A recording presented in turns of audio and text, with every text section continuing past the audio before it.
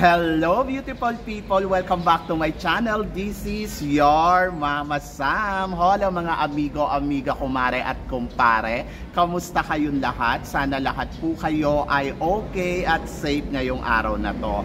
At syempre kung ako naman ang tatanungin nyo, nakikita naman ninyo ang beauty ng Mama Sam ninyo. Fresh overload pa rin, diba? Ganyan talaga kapag umiinom ka ng maraming vitamin C plus kumakain ka ng maraming banana dahil sa banana nakakaloka ang beauty ng Mama Sam ninyo. So yon, so kamusta naman kayo mga amigo, amiga, kumare at kumpare? Sana lahat kayo ay okay na okay ngayong araw na to. Syempre isang magandang umaga sa atin lahat mula dito sa Pattaya dahil dito ngayon magaganap ang swimsuit competition ng Miss Grand International 2024. So are you excited guys? Kasi ako yes, sobrang excited ako. Kaya mamaya masasaksihan natin yan ng bonggang-bongga. And then doon naman sa mga nagtatanong kung saan to mapapanood, syempre mapapanood to sa Miss Grand TV dito sa YouTube channel ng 10 AM. So 11 AM in Philippine time. So yon, are you excited guys? Ako excited ako. So yon, so syempre marami tayong hatid na chika ngayong araw na to na talaga naman, oh my gosh, magtataas ang kilay ninyo dahil sa mga pag-uusapan natin ngayon na mga update dito mula sa pageantry. Pero ang tanong, ito na kaya ang sign nila? So yan ang tatalakayin natin ngayon. Kaya guys, wag na natin patagalin ang ating mga chika para sa una nating chika. Krishnan Gravides, pupunta kaya sa coronation night ng Miss Grand International para suportahan itong syempre si Jay Opiasa. So, syempre malapit lang naman yung Pilipinas sa Bangkok. So, ine-expect ko ang best friend ni Krishnan Gravides na kung saan naman talaga full support sila sa isa't isa ay pupunta dito sa Bangkok, Thailand para saksihan ang laban ni CJ Opiasa sa darating na coronation night. So, I'm so excited kung pupunta si Krishnan Gravides dito. So, ako para sa akin, siguro dapat pumunta siya para makita niya kung paano makipagbakbakan at paano makipagbardagulan si CJ sa entablado ng Miss Grand International. Dahil alam naman natin si CJ Opiasa na talaga namang palaban. And malay ninyo, di ba? And then yon, kaya tingnan natin kung darating nga ba ang Krishnan Gravides. So yon, sa mga nagtatanong, hindi ko pa alam, pero baka. So yan.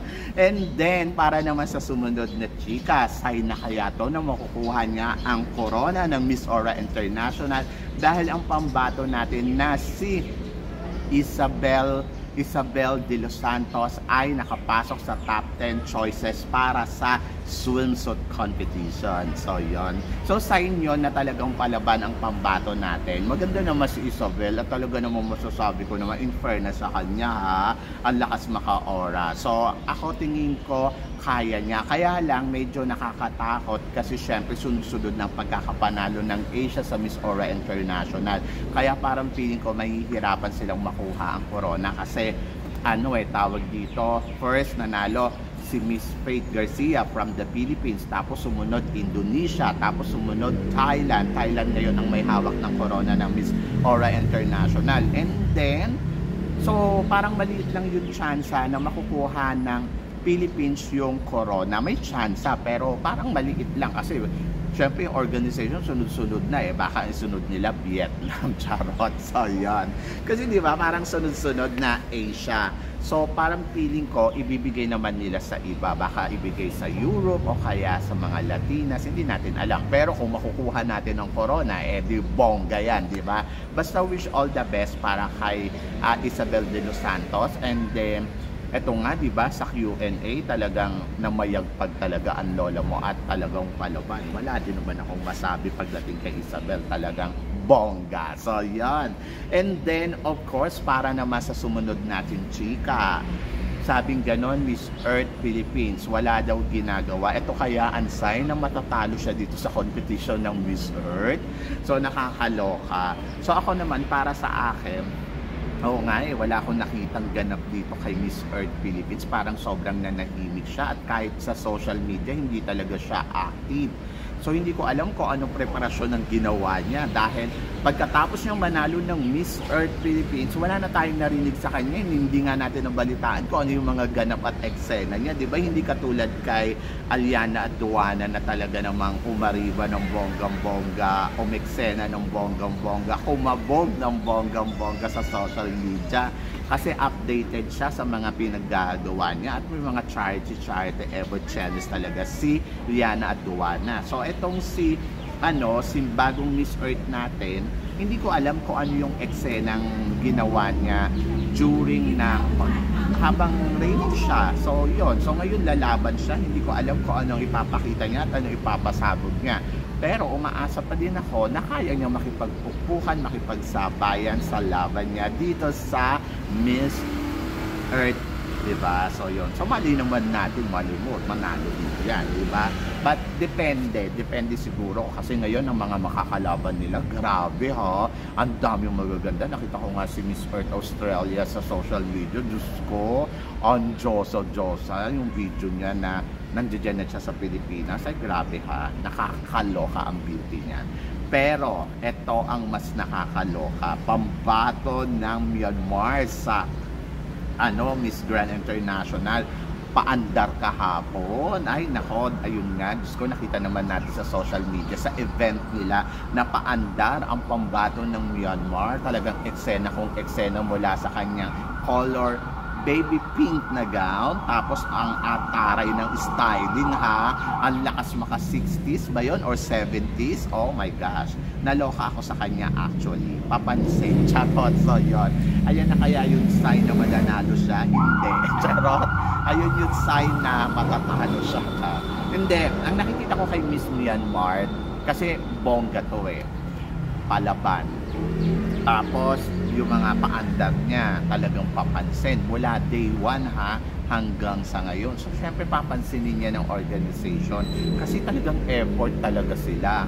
Plus nandoon yung suporta ng mga tao. I wish na sana matalino din siya, di ba? So yon, para mas kumabog siya ng bonggang-bongga, hindi yung puro eksena at ganda lang. Kasi syempre alam mo na, di ba? Hindi naman po pwede na parang puro ka lang pose, puro ka lang paandar, puro ka lang ganda at puro ka lang performance. Dapat may utak din. So yon, so tingnan natin kung ano ang ipapakita at ikakabog ni Myanmar, di ba, dito sa competition. Kaya naman ang tanong ng lahat, si Myanmar ba isa sa mga tinik kay CJ Opiasa dito sa competition ng Miss Grand International? Actually, hindi ko sila pwede ipagkumpara kasi magkaiba yung laban nila Si CJ, performance level talagang kabog at hindi nagpapauli. Ayun talaga yung bala niya dito sa competition ng Miss Grand International. Ito naman si Miss Myanmar, dinadaan niya sa paandar, dinadaan niya sa eksena, dinadaan niya sa emote. Pero hindi ko alam kung ano yung ipapakita niya talaga naggaling, di ba? So yun, ako syempre kampante ako doon sa kandidata natin. Kandidata natin yan, di ba? So bakit mo namang pagdududahan? So tingnan na lang natin sa dulo ng competition. Pero ang alam ko pagdating sa suporta, talagang matatalo niyo si CJ kasi talagang grabe ha, umaabot sila ng milyon dito. So doon sa part na yun medyo nakakaloka. But tingnan natin, medyo maaga pa, di ba?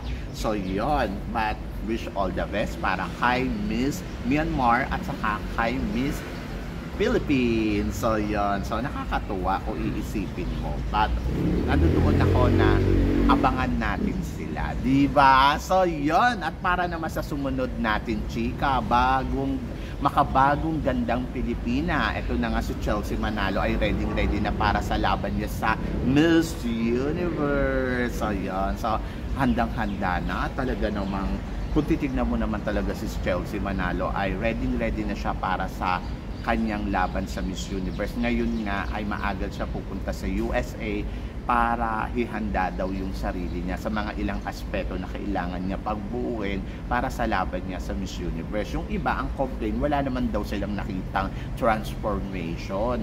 bakit daw ganon pa rin naman daw. Guys, kalma lang. Kasi syempre, hindi pa naman nagsisimula yung laban. Mali ninyo, pagdating doon sa Mexico, biglang umariba yan ng bonggang-bongga. At ako, umaasa ako na talagang well-prepared ang ating pambato dito sa Miss Universe. So, iba yung ino-offer syempre ni Chelsea Manalo. So, bagong kumbaga bala natin sa Miss Universe, and tignan natin kung magsa-success, tignan natin kung ano ang ipapakitang paandar talaga ni Chelsea Manalo dito sa competition ng Miss Universe. Excited ako, sana excited din kayo. So yan, ganon. Basta supportahan lang natin ang pambato natin. At malay din nyo, di ba, may uuwi nga ang corona ng Miss Universe. Charot. So yun, sabi nga ganon, ang makabagong gandang Pilipinas. So tignan natin kung obra ba yan sa Miss Universe. Basta wish all the best, di ba? So yun, ganon. And then, of course, para sa sumunod natin, chika, Mama Sam, CJ Opiasa, ito na kaya ang sign na may uuwi niya ang corona ng Miss Grand International dahil sa gusto siya ni Mr. Nawat at saka talagang yung mga eksena at paandar niya ay talagang kumakabog. To be honest, guys, syempre natutuwa tayo na alam natin na nagugustuhan siya ng organization at nagugustuhan siya ni Mr. Nawat, isa siya sa mga nabebetan, di ba? Pero syempre don't expect too much, kalma lang tayo. Kasi alam nyo guys, mahirap, baka mamaya maloka tayo ng bonggang-bongga, akala natin winner na, yung pala hindi, di ba? So madalas nangyayari yan sa atin, lalo na dito sa Miss Grand. Ang importante ay nakikita natin lumalaban yung kandidata natin at ipinapakita niya yung galing niya. Ako nga, estimado ko masaya na ako kapag nakapasok yan talaga sa top 10, and you have to be happy kasi sabi nga ni Mr. Nawat, ang hinahanap niya ay 4B. So ando dyan yung body, beauty, and brain plus business.